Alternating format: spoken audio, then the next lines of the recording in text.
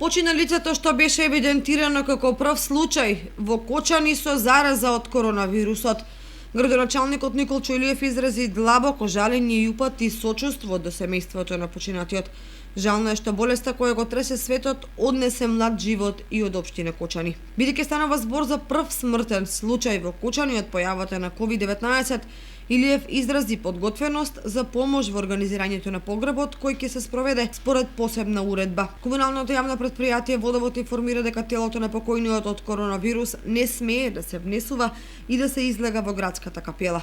Тоа ќе биде транспортирано под посебен режим, а начинот на погребување може да присуствуваат најмногу 5 лица. До сега се евидентирани 3 жаришта на заразени од коронавирусот во Кочани, Подлог и во Зорновци. Градоначалникот Илиев упати повик до граѓаните да не создаваат паника, туку свесно и дисциплинирано да се придржуваат кон пропишаните мерки кои се суштински за спречување на заразата.